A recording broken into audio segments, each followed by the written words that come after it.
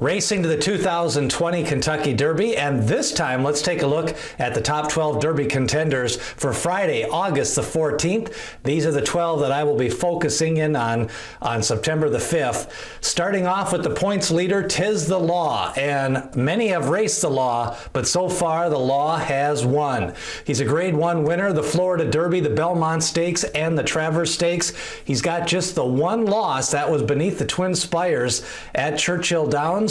And that was in the slop, and the biggest factor going for him right now is that 109 Beyer speed figure.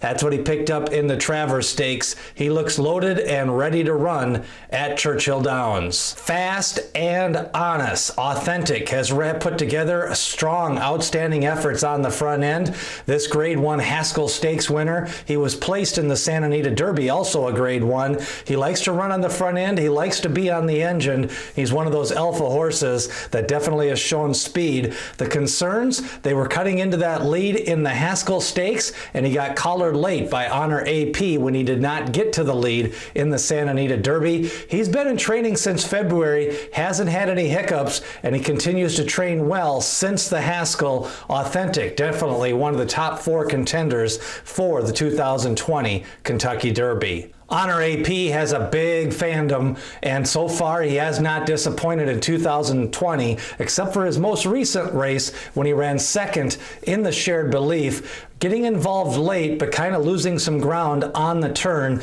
to the runaway winner, 1,000 Words, in that race. He's a Grade 1 winner, Santa Anita Derby, exploded onto the scene with a sneaky second place finish in his debut last year, then followed that up with a runaway victory by 8 lengths. That was in his second lifetime start. That put him as one to watch, and he was as low as 20 to 1 in the first round of the Kentucky Derby future wagers. He paired up his top figure in the Shared Belief, even though he picked up a second place finish, and he should be ready to fire a peak performance. I think a lot of people that like Honoracepa think he's going to run his best race on the first Saturday in September. The locals are going to like Art Collector. 5 straight wins on the racetrack. He was disqualified for one of them, but on the track he's done nothing wrong, including some big victories. He won the Bluegrass Stakes, he won the Ellis Park Derby, and he's ran fast times in both of those. Meanwhile, also Art Collector has finished with some strong Brisnet late pace ratings. He had a 103 and a 104, which is strong on the Brisnet scale. He's got 2 wins at Churchill Downs. Art Collector, the son of Bernardini, trying to pick up a classic win in the Kentucky Derby. If you're looking for a new shooter, Caracarroll could be the one for you. He kind of bursted onto the scene in the Peter Pan Stakes. He ran 45 more feet than the winner that day, Country Grammar. Came back and proved a second off the long layoff he hadn't run since January at Gulfstream Park. The Kentucky Derby will be his 3rd race off the layoff. His sire is Uncle Mo, who's got a couple of other potential Kentucky Derby starters. And of course, Nyquist won the Kentucky Derby as a son of Uncle Mo in his first crop. His 98 Brisnet figure back in January in his maiden win. He's progressed his last time out in the Travers Stake. He was just beat by a top-class effort in Tiz the Law that day. Caracarroll gets Javier Castellano to ride for the 3rd straight time. He proved in the Travers he can come off the pace. He went wire to wire in his maiden victory, and he chased home a strong winner in his first lifetime start. Caracarroll looks like he's got a little bit of versatility. A mile and a quarter may be stretching his distance limitations, but he should be ready to fire a good effort in the Kentucky Derby if he doesn't regress off those back-to-back strong efforts. I look for him to be a mid-pack runner and a late threat in the Kentucky Derby. The Tappet fans will be looking for that first Kentucky Derby victory. He's picked up as a sire 3 Belmont Stakes winners, but so far his Kentucky Derby horses have been a little late to the scene. Maybe a Derby on September the 5th will be what Tappet ordered here in Enforceable. Of course, it seems like a long time ago when he won at the fairgrounds. He's a full brother to Mo Haymen, who ran 4th in the Kentucky Derby a few years ago. His highest Brisnet speed figure is probably the biggest cause for concern. That was a 95, and and he just really hasn't seemed to progress to get near that 100 mark, but maybe his third effort off the bench. He had a little bit of a layoff this spring after running in a lot of those races down at the fairgrounds. He's got 6 straight graded stakes races, so class should not be an issue. He seems to fire his race every time, but his best chance to win in Kentucky will probably be if a couple of the other horses regress. I think he's probably capable of firing maybe a 101 or 102 Brisnet speed figure, and if a couple of horses regress, that could put him in the hunt for a top 4 finish for enforceable.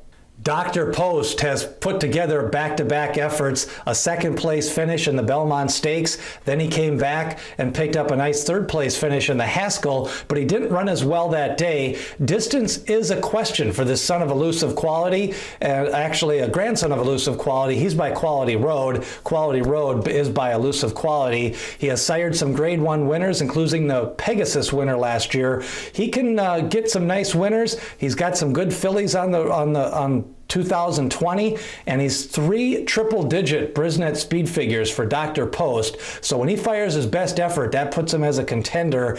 He has proven he can come off the pace. He's also proven that he can handle some top-class competition. I'm just not sure he can get the 10 furlongs fast enough here in the Kentucky Derby, and facing horses like Tiz the Law, Authentic, Honoracepa, he's going to really have to improve and stabilize that run that he's been making going into the turn. Can he continue that all the way through the stretch, or maybe he'll lay back and try to make one big run and kind of see if any of that pace softens up on the front end. Dr. Post, a third-place finish in the Haskell in his most recent effort. King Gallardo has his Kentucky Derby backers, and they are going to be pointing to that impressive effort in the Tampa Bay Derby. In that race, he picked up a 102 Brisnet speed figure. He was 49-1 that day, drew off with authority, and of course, if he runs in the Kentucky Derby, he will not have raced since May 2nd at Oaklawn Park, and that will be a 126-day layoff on September the 5th. So we'll see how that works out for him, but he's been training steadily all through June, July, and August. So right now, he's got some good string of workouts. He's been moved to Churchill Downs. He's going to train the last month in Kentucky. So King Gallardo, another son of Uncle Mo, who's got a couple on the trail. Distance could be a little bit of an issue, but he's forwardly placed. He likes to make his move going down the backstretch. I think he's going to get good position, and he's going to put a little bit of heat on Authentic, or if Authentic takes back, then you've got a horse like King Gallardo who could inherit that lead at the mile marker. But if he's getting breathed down the neck by horses like Tiz the Law and Honoracepa, can he sustain that run to the finish line? King Gallardo, he's got the Brisnet speed figures to contend here. The big question mark for him is the big long layoff since May the 2nd if he runs here on September the 5th for King Gallardo.